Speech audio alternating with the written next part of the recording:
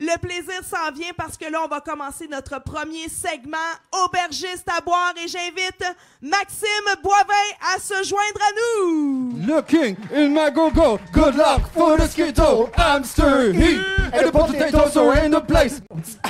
Le sunshine au cinéma, les Skittles, les recherches au go-go, Robin, Mike, love in the battle. Le soleil de sunshine au cinéma, les Skittles, les recherches au go-go, Robin, Mike, love in the battle. Yeah! Nous sommes désolés. Est-ce qu'on présente Maxime Boivin ou Robin Mike? Tu sais, je suis comme pas sûre. Est-ce qu'on veut vraiment présenter Maxime Boivin après ça? Je pense que Maxime avait choisi cette chanson-là. Ah ouais, hein? T'avais choisi. C'est mon hit, C'était ton hit. Ouais. La sonnerie de mon alarme quand je me réveille le matin. Là. Ah oui? Pour ceux qui me trouvent en crise le matin. Là. On vient de comprendre pourquoi. Wow, t'es chanceux, t'as une sonnerie de Robin Mike sur ton téléphone. Moi, j'ai acheté ça $1 sur Napster. Napster? Eh oui. Ah ouais, that's it. Hey, y en a-tu qui connaissent Maxime ici? Y en a-tu? Oui. Pas un j'espère. chat! Maxime, c'est un mixologue vedette, mesdames et messieurs, et on a la chance de l'avoir à Prétexte à boire. Donc, Maxime, si je fais un petit rapide survol de ta carrière, tu as, entre autres, étudié en ATM Oui. à Jonquière. Exactement. Ouais, je viens de là, tu sais, fait que je trouve ça le T'es fun au de le courant. plugger. Je suis au courant un peu. C'est une belle C'est place. pour ça que je suis devenu barman après. J'ai étudié pour faire de la radio, puis je me suis rendu compte que bien plus payant les bars. Non, mais moi, quand j'ai su que tu avais étudié en ATM, c'est là que j'ai compris pourquoi tu étais un bon communicateur. Tout est dans tout. Tout est dans tout. Eh oui. Et tu es aussi l'auteur du livre Mocktail, recettes sans alcool et sirop maison. Oui, exactement. À se procurer dans toutes les bonnes librairies et probablement sur Marketplace prochainement. Sur Marketplace prochainement. Tu es aussi chroniqueur dans différentes émissions. On t'a vu à la télévision et dernièrement, depuis septembre, tu es aussi à la radio à Boom. Oui! Yeah. J'ai réussi à ramener mon diplome pour qu'il vaille la peine. Ben oui, t'as Eh rendu, t'as mixé les deux. Full circle. Full circle. Puis, ben c'est ça. Fait que là, tu avais étudié en ATM, mais finalement, tu as dérivé vers la mixologie. Pourquoi la mixologie? Ben en fait, j'ai commencé dans un bar comme tout bon cégepien. Tu sais, j'ai fait 6 ans au cégep, fait que j'ai eu le temps de prendre de l'expérience, là. Ouais, non, j'ai travaillé dans un bar. Moi, j'aime jaser. J'aime les bonnes choses. Fait que la restauration faisait du sens. J'ai continué dans les bars. Puis quand tu étudies en radio, ils sont super cool pendant 3 ans. Puis à la fin de ton programme, ils te disent faudrait que tu ailles travailler dans le nord de l'Alberta. Puis là, tu es comme wow! What? Fait que moi, ça faisait 3 ans que j'étais à Jonquière. J'ai fait fuck that. Je m'en retourne à Montréal. J'ai commencé à travailler là-dedans. Puis c'est de fil en aiguille. Avant même les. Là, je vais trahir mon âge, là, mais je faisais des vidéos pour Yahoo. Tu sais, Yahoo, il y avait une page d'intro de. Puis là, il y avait comme des vidéos là-dessus, là. Puis ouais, fait qu'on a fait on faisait de la création de contenu là-dessus. Puis ça a été un flop monumental. Là. Ah ouais, je pense que je sais même pas si on a eu 100 views sur les 10 vidéos qu'on a faites. Mais il y a Ricardo qui est tombé là-dessus. Ben, en fait, sa femme, parce que c'est elle la boss. Là. Ouais. Puis ils m'ont amené à la TV, ils m'ont fait jaser de cocktail. Puis là, j'ai fait 1+1, t'as peu. Là, puis ben, de fil en aiguille, ils ont commencé à jaser de cocktail. Il y a de la job là-dedans. Ouais. Puis étant donné que mes collègues, c'était tous des alcooliques, ben c'est moi qui ont gardé. Est-ce que suite après avoir écrit ton livre sur les mocktails, est-ce que tu pensais peut-être écrire un 2e livre? T'es-tu dans les plans? Faudrait parler à la maison d'édition. Ah! Alors, les éditions chez l'Homme? Oui, édition de l'Homme. Non, mais en fait, il y a des maquettes pour un prochain projet. C'est pas moi qui décide quand ça sort. C'est pas moi qui décide si ça sort. Puis c'est même pas moi qui décide si ça sort en livre ou pas. Il y a des grosses équipes autour de ces productions-là.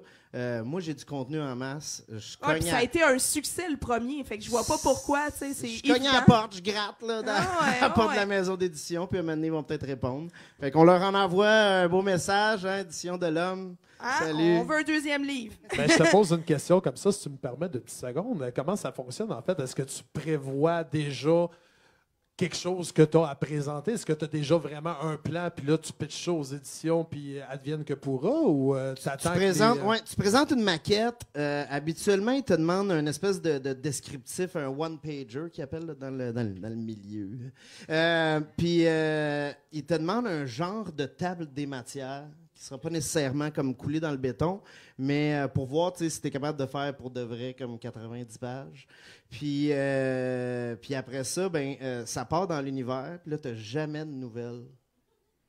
Jusqu'à temps qu'ils te disent « Hey, tu veux-tu faire un livre? » Là, t'es comme « Ben ouais, ça fait comme 2 mois, j'attends. » Puis là, maintenant, t'écris un livre, ils disent « Faudrait que tu te grouilles, t'as comme 2 mois pour le faire. » Fait que t'as intérêt à avoir déjà ton contenu. Ben, j'ai la chance de faire ça depuis longtemps. Puis, tu sais, quand tu sais c'est quoi faire de la création de contenu, t'es tout le temps en train de penser à des sujets, que ce soit des recettes. Tu sais, je veux dire, ma recette de sirop simple depuis 96, elle n'a pas changé bien. Fait qu'à un moment donné, c'est de travailler aussi les trends, qu'est-ce qui marche bien. Il y a plusieurs façons de le faire, mais tu sais, du contenu, ça va faire 20 ans que j'en fais. Le jour qu'ils me disent, t'as-tu un deuxième livre, et on va le chier assez vite. Assez vite. Hey, j'aimerais ça avoir un top 5, OK? Là, rapido, OK? Ouais. Un top 5 des bouteilles de spiritueux québécois qui pourraient composer ton bar. Ben, first, la première affaire que je vais vous dire, c'est arrêtez de suivre les trends, puis buvez ce que vous aimez. OK? Ça va être la première règle, là. C'est pas parce que quelque chose devient populaire que c'est bon. Puis là, je fais vraiment pas une pointe envers quoi que ce soit, mais vraiment écoutez votre palais, faites-vous confiance. Écoutez aussi votre gut. Tu sais, des fois, on a l'impression que il y a des compagnies, il y a des distilleries qui s'en racontent. Il y en a que tu as l'impression que c'est vraiment vrai. Souvent, c'est le cas. Mais sinon, mettons qu'il faut que j'en nomme, là. Kilomètre 12, le gin Kilomètre 12, c'est selon moi, présentement, le meilleur sur le marché. Montvalin. Les Montvalin. La famille en arrière de ça, les Bouchards, sont incroyables. C'est une belle entreprise que j'aime encourager. Si jamais vous avez la chance de vous rendre là-bas, la distillerie est débile à visiter. Fait que, c'est comme un tout. Hein? Le gin est bon, mais l'entreprise aussi. Sinon, il y a les spiritueux d'Iberville qui font une liqueur amère qui s'appelle Amer. Oui, vous me direz que c'est original. C'est original. Non, mais c'est un genre de Campari, mais québécois. C'est cool, les gins, là, mais il y en a comme genre 297 en ce moment, ces tablettes. Oui. D'avoir d'autres choses populaire pour accompagner votre gin. Fait que le amer, je pense que ce serait ça. Sinon, il y a Menot, dans le coin de Charlevoix. Menot, qui est un artiste incroyable, d'ailleurs sculpteur à découvrir, mais qui fait des liqueurs, il fait des gins, des gin-épis, tout ça, mais il y a une liqueur de rhubarbe, il y a une liqueur de camerise, puis ça vaut vraiment la peine de les découvrir. C'est des produits qui s'offrent bien en cadeau aussi. Sinon, là, je suis rendu à combien? Là, j'ai dit 3. Il y a des limoncello qui s'en viennent pas pire. Ouais. Là, ça va être la nouvelle. Je vous parlais de pas suivre les trends. Ça, c'en est un qui s'en vient, un trend. Là, les limoncello, là, ça va arriver dans les SAQ en masse. Il y a la distillerie Vent du Nord qui en font une. Puis eux, par la bande, ils font un amaretto aux noisettes. These nuts... Ça goûte bon. Ça goûte bon. Si ceux qui aiment le frangelico, mais qui veulent quelque chose qui goûte pour de vrai, ça, c'est le cas. Fait que, gars, je te rappe ça 5 fils sur le bout de ma tête de même. Mais il y en a plein d'autres. Pour de vrai, moi, j'ai commencé à faire des cocktails. Les produits québécois, il fallait aller dans des SAQ spéciales. Ouais. Ça coûtait la peau du cul. Ouais. C'était pas nécessairement très bon. Là, c'est accessible. Ils ont un grand panneau, là, tu sais. Ils sont pas cachés en quelque part dans le fond de la sac. Là. Mais comme la SAQ a comme fait, ah ouais, il y a Québec dans la Société des alcools du Québec. Mais ça, c'est un autre débat qu'on fera. C'est un autre débat. Mais, on va être obligé de te réinviter parce que moi, j'avais encore 1000 questions. Mais j'aimerais vraiment qu'on parle un peu du drink que tu nous as apporté. Oui! Donc Ben, là, ça va être le temps de le servir à... je pense que il y en a qui l'ont déjà. Oui, vous l'avez déjà. Super.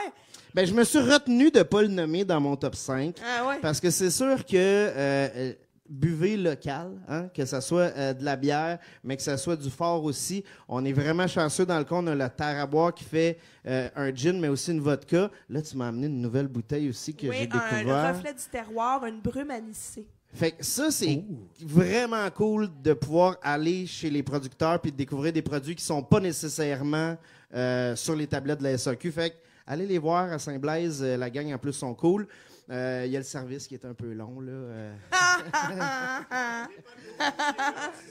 C'est de la faute à lui. C'est ça. Mais bref, c'est un cocktail à base du gin de la terre à boire. On a un gin boréal, je veux dire, forestier. Et on est avec un sirop. Me le tendre, je vais le montrer à la caméra. Attends, je l'ai ici. Pour les gens ici à la maison qui Je puissent vais nous le voir. faire tout de suite après. Ensuite, j'ai un autre produit local qui vient de Les Mariniers, qui est son sirop de rhubarbe. Et je vais parler du sirop de rhubarbe, mais je vais parler des sirops en général. Si jamais ça vous tente de vous approprier une recette, tu sais, de donner votre personnalité à un drink, les sirops, c'est le meilleur moyen de le faire. Là, on l'a fait avec la rhubarbe, mais Marie-Ève nous avait amené des sirops de Camerise, qui est sûr et certain qu'il aurait vraiment bien fité avec ça aussi. Et ce que je voulais faire avec ce cocktail-là, c'était un peu aller chercher l'idée du spritz, mais sans l'apérole ou les apéritivos de type italien, parce que des fois, c'est une amertume qui va pas plaire à tout le monde. Fait que pour compenser, parce que je suis quelqu'un qui compense beaucoup, j'ai un petit soda à l'orange sanguine. Les limonata, là, les genres de limonade pétillante, il y en a de plus en plus sur le marché. Il y a des trucs vraiment cool à utiliser. En petite dose dans un cocktail, il y a comme moyen d'amener un petit côté très cool. De jazzer le tout. Du citron, ça c'est plate, hein? Mais des bitters. Les bitters, ça c'est le C'est sel. ça dans les old fashioned. C'est le sel et le poivre des cocktails. Ça, t'en mets quelques gouttes dans un drink, ça va rehausser les saveurs. On connaît bien l'Angostura, là, la petite bouteille avec le chapeau jaune. Mais Les assoiffés à Saint-Lambert en ont une collection de fous des bitters. si tu venais chez nous, ça serait gênant. Ah oui? Il y en a des sortes de bitters maintenant. Là, il y a des tonnes et des tonnes de produits. Je vous dis, c'est un autre moyen avec les sirops de vous approprier la recette. Je vais te laisser jaser, puis je nous en fais-tu 2? Hey, écoute, je pense que oui, mais oui. OK. Oui, oui. Oui, oui. Oui, oui. Oui, oui. Oui, oui. Est-ce que tout le monde est d'accord avec ça? À trois, tout le monde Ça vous dit oui. dérange 1, 2, pas? 3. Ah, tiens, tu vois? Regarde, des bitters, là, quand t'en mets 2-3 gouttes comme ça. Là. Tiens, je vais te tenir ton micro. Comme vous voyez, c'est vraiment une quantité précise. Comme du tabasco exact, au goût. Du citron, je mets toujours à peu près 3/4 d'once de jus de citron. Pourquoi? C'est à peu près un demi-citron. Quand je suis à la maison, je ne mesure pas. Je presse ça dans le verre, puis j'assume. À peu près la même quantité du sirop qu'on s'était mis. Donc, encore le sirop de rhubarbe. Ça lui donne vraiment une belle couleur, par exemple. Honnêtement, ça va être délicieux. Ben, je voulais faire un cocktail qui faisait Noël, mais arrêter de faire un esti de cocktail à la canneberge, tu sais. Pour faire changement. Genre. Puis là, à tous ceux qui vont sur mes réseaux sociaux puis qui disent « Ouais, mais t'en fais, toi, des cocktails à la canneberge. » Moi, j'ai le droit. Ouais, mais t'es un trend. Toi aussi, tu parlais des trends. C'est ça, ouais. On se met de la glace. Hey, là, je suis loin de ton... T'es loin, Ouais, c'est je suis ça. loin. Tiens-les. Hey. Ah, toi, tu vas être topé tranquille. Moi, je vais être topé un peu moins. Ça tient. Et si vous voulez faire Noël, quoi de mieux que le romarin? Une petite branche de Ah, mais romarin ça aussi, comme le romarin, ça fit avec la canneberge. Il semblait que ça allait bien, là. On avait du fun jusque-là. Et voilà. Hey, wow! Attends, je reprends le micro. Oh, yes! Hey, merci beaucoup! Et je vous dis, Wow! c'est bon en plus qu'elle dit. Hey, Pas cheers! À la juste vôtre, bon. gorgée, la gang. À la vôtre. Cheers! Merci! Mm. Oh my God, C'est bon. vrai que c'est bon. J'avais même Ah pas ouais. goûté. Ah, j'avais même pas goûté. Il était sûr de sa recette. Écoute, je vais être obligée de te réinviter au podcast parce que j'aurais aimé ça qu'on jase aussi de la situation des micro-distilleries puis des distilleries. Mais écoute, ça sera pour un... Ben, je vais quand même faire du pouce là-dessus. Il y a beaucoup de choses qui se sont dites cette année avec les micro-distilleries, mais je veux juste pas qu'on soit alarmiste. En ce moment, il y a du beau stock qui se font. Par contre, il y a la loi de la jungle qui est en train de s'installer. Il y a des distilleries qui vont fermer. C'est une réalité. Fait que si vous voulez encourager des distilleries, si vous voulez qu'ils survivent, il faut consommer québécois. Il faut que vous consommiez les alcools que vous aimez. Puis c'est ça. Allez-y, allez les visiter, allez les voir. Il n'y a pas d'autre façon, c'est d'acheter des produits. C'est le temps des fêtes. C'est le temps des fêtes. C'est le temps d'en offrir en cadeau. Donc, ben oui. Donc, on te suit sur les réseaux sociaux, Maxime. On t'écoute à la radio. Sinon, ben, t'étais là aussi pour les moments forts. T'as fait 3 capsules avec nous autres qui sont disponibles sur YouTube. Donc, si vous voulez voir d'autres recettes que Maxime a créées, c'est possible avec Prétexte à boire. Merci pour l'invitation, puis merci à tout le monde. Plaisir. Maxime Boivin, mesdames et messieurs! Merci, Max.